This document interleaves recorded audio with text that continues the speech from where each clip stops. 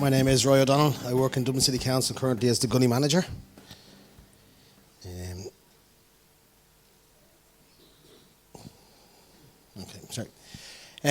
From the corpo to the council. I was there when it was Dublin City Corporation, now it's Dublin City Council, from the cradle to the grave. I'm the fourth generation O'Donnell to work in Dublin City Council out of my family.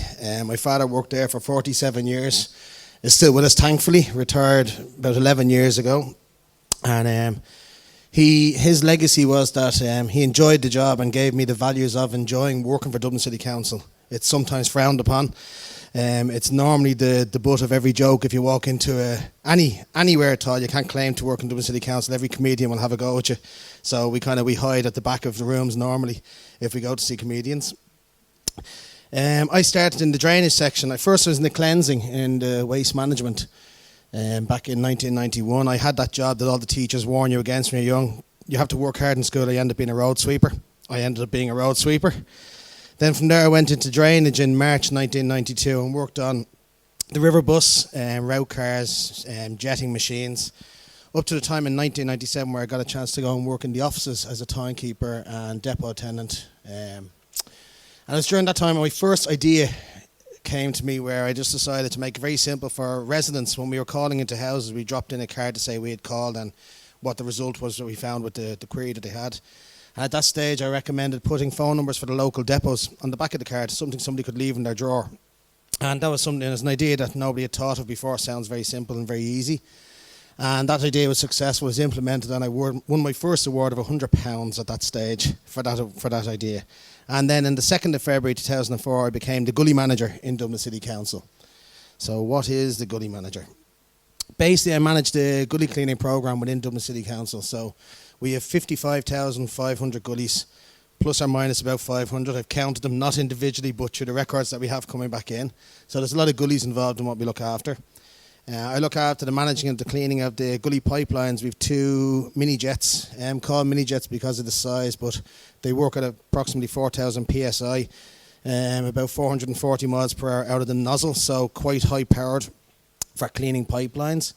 I look after the surveying of all the gully pipelines. We have two push cameras, which are basically a CCTV camera on a push rod, not motorised. And I also look after, we recently took over the CCTV unit and we tried to take it back from the contractors. So we have done so and we've successfully ran that for the last 2 years. So we have two crawling cameras as well, which we do all the pipeline surveys within drainage and anyone else that wants us in Dublin City Council to go and do that. And I also manage the flood zones, priority list and extra attention list. They're just a number of the different programs that we have running within the gully cleaning program. Our flood zones are basically, if it rains, we will go out and travel roads. If we find flooding, we clear it. If we don't, we police the area and we tell people we've travelled that and we've checked it. So that when we're accused of causing flooding, well, we can say, okay, we'll take the blame for causing, but we'll also take the blame for when we haven't caused it. If we've kept the road clear of flooding, we'll also take the blame for that. Our priority list, where we have a number of roads in the city, whereby we travel around and clean the gullies every 4 to 6 weeks in areas that we know are just vulnerable to flooding because of where they are, whether they be under trees or on junctions. And we have an extra attention list where we clear a minimum of 75% of all gullies on a road before we mark it as being done. So it's quite an extensive programme that I'm involved in. That is the current 26 types of gullies gully grids that we have in the city, but they all sit on two basic types of gullies. I'll just draw your attention to that one there. That's going to be important in a few minutes. There's no question and answer, but that's a gully type 8.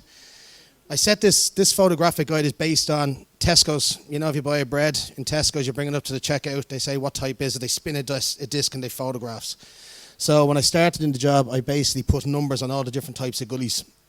The purpose of that was if there was one of them damaged, we could then report back to the depot what type of gully was damaged. They knew what to bring out with them the next day to fix it and repair it. So it's just basically simple, a photographic guide. Two types of gullies in the city. Basically, we have a cleaning eye gully over here, which is a sealed gully. It's basically like a U-bend in the toilet. A water level sits in them all the time, prevents smells coming back and also the passage of vermin. Rats don't come back up from the system. And we have surface water gullies, which is basically a pipeline that goes out of a chamber and that goes to the nearest river. This smiley face, for those of you that never noticed gullies before, have a look on the roads that you live on or as you walk around. You'll see yellow dots sometimes on the curb line or grid sprayed yellow. That's our flag. That means that we've been there, checked it, and sometimes there's a repair that's needed. So I reckon you'll probably all have a look at some stage on the way home, and you'll notice some depending on where you are in the city. So that's our smiley face. Normally people say, he's never here cleaning this road, but we work at 4 o'clock in the morning 2 days of the week, so I offer to knock into people at that time if they wish, just to let them know that we're there, but not many offer to go with that. Everything we do is to avoid this. That's Collins Avenue East. Back in 2009, there was serious flooding down there, and I think 12 houses got absolutely destroyed in a place called Clanmoyle. I don't know if you've ever heard of it. This taxi man knew better than us. We were telling him don't go up through that. He chose to go up through that. So when his taxi stopped there, the 2 girls that he had in his taxi, we carried their luggage to the nearest church up in Donnybrook. They walked through the water, got changed, and then went on another taxi up to the airport and flew out to Tenerife. So his car stayed there. That car didn't drive again. It was ruined, but maybe he should have listened to us on the day. So in Dublin City Council, what encourages change? For ourselves, when I got the job of gully manager, it was a new job, never existed before. It was a pilot scheme. We are under the danger of losing the gully cleaning to contractors, which I don't want contractors coming into the organisation that we work for. We want to try and keep this work in-house. So I had a chance to go about a new job, new beginning, new attitudes, and there was a better management, better support, better outcome. I went with a business plan. I had an idea of what I thought I could do and achieve over a number of years. And I went kind of with a 3-year plan to make it sustainable, and we got through the pilot scheme and worked and have a fantastic bunch of lads that work with me in the gully cleaning crew. And we've changed the way things are working in there, even from a personal level, and how we do our business. Money too tight to mention. I'm not going to burst into the Simply Red song, but I'm sure from the 80s, if anyone's old enough to remember it. But we had to have a budget rethink. Money is just not there anymore in Dublin City Council. So even to what we order on our requisitions on a week-to-week basis, we reduce it ourselves. We try to hold on to the money because we can use it in other ways and in better ways. And what else encourages change? The necessity, health and safety, and annoyance. The annoyance is mine. Sometimes I take it personally, the job. It's a sickness. People who know me know that it's a sickness. When I see stuff that isn't working, I want to know why, and I want to see if I can change it and make it better. Occasionally, one of the reasons I'm here is for an invention that I came up with based on the gully that was on the Saw Street that was annoying because we couldn't clear the flood there because it was an old school gully that we couldn't change. So basically we're looking at what can we do to what encourages the change. At the time when I started into the job, I was doing a lot of walking, so it gave me time to think, to design, to ask questions, to build and make, to trial and to involve. So from that, what I mean is I was able to call on the experience of others when there was problems that I thought that we could try and fix. And by others, I mean both senior management and also lads at the coalface, people who've been doing this job for 20 and 30 years. What Dublin City Council has gone for that others don't is experience. When you walk into a room and you talk to people, people are almost apologising if they only have 10 years experience in the organisation. You're still calling them fresh fish. You only have to go to the 20 and 30 year people who are in there that actually consider themselves, oh, well, okay, I've earned my grades now. And that's the way it is in the organisation. Anyone who works there, I can see people laughing who work there because that's true.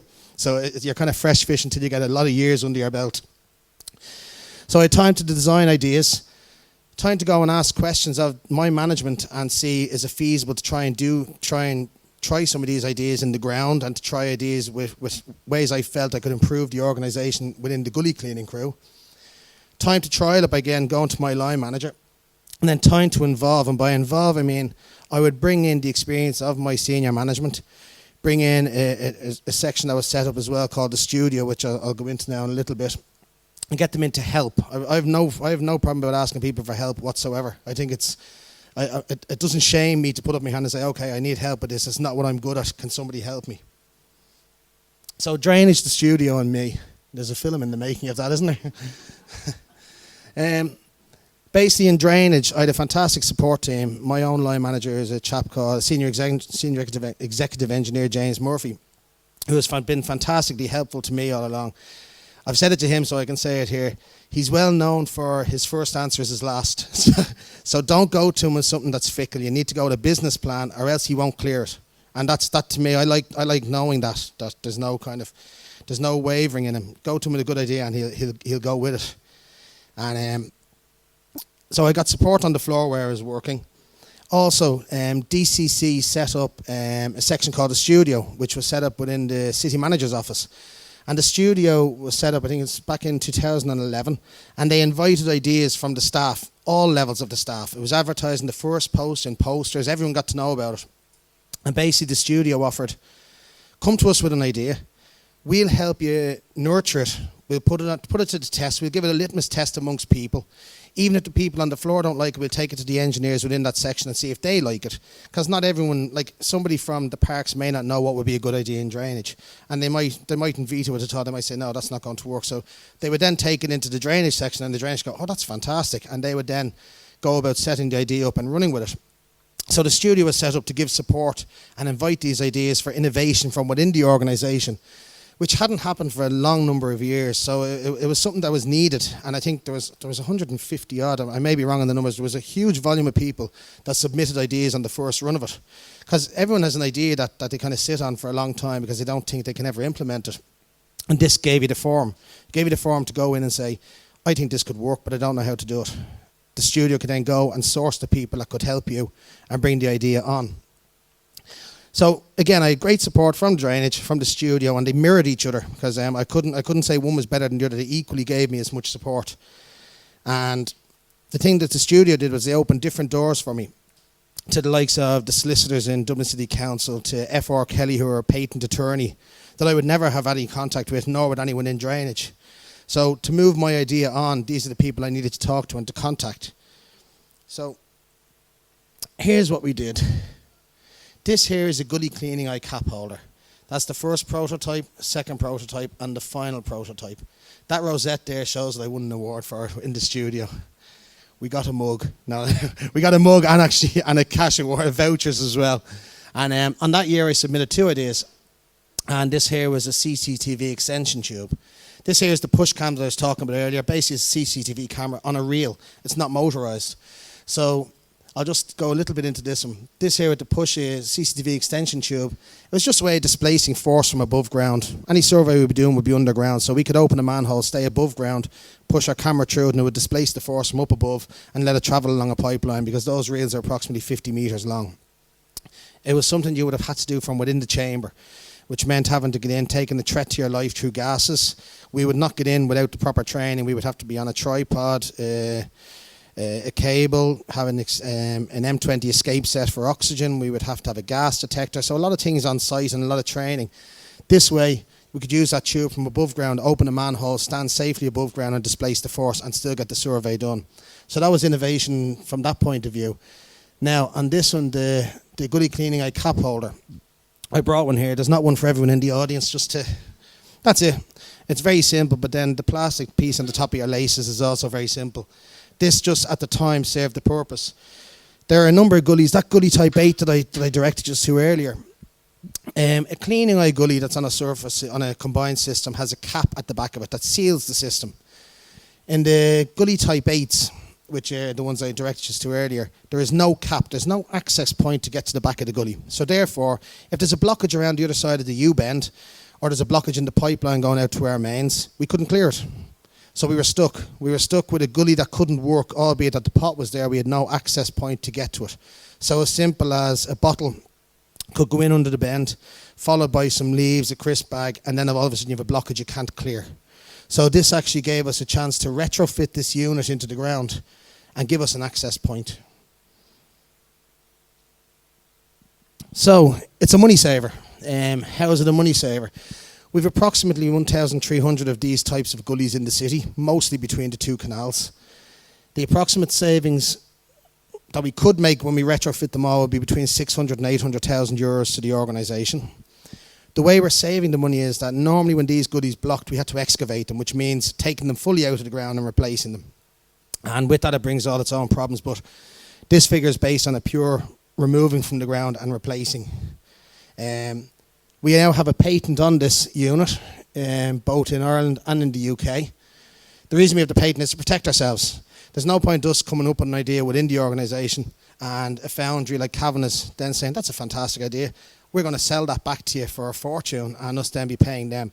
So we protected our own ideas and we have a patent on it. So now Dublin City Council, for the first time ever, as I said, have a patent, and it sits nicely in that one because it means then we can produce these as much as we want and use them as much as we want for their own benefit. There's a small video clip that's 2 minutes long, just gives you an idea of what we're doing. We employed a devilishly handsome actor to get involved in the work of this. We thought we could spend the money on him. So let's just have a look at the process of how it actually goes into the ground.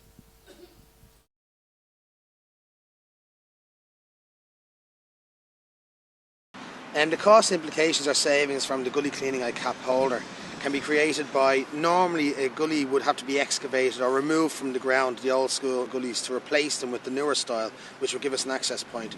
So instead of doing that and the threat or the danger of hitting cables or services, which can be very, very costly to replace or repair, by just excavating or removing a small amount of the ground to the back of the gully, we can then break into the gully, put in our cleaning eye cap holder, put it into a bed of concrete, and then just surface over that with tarmac or asphalt, and then we just roll that out, and once we ram it into the ground, the actual gully then is perfect. And the cost implication would normally be anything from 900 to 1,200 euros to replace a gully, but for the cost of actually doing the gully cleaning eye cap holder, it could be in the region of maybe 120 to 150 euros.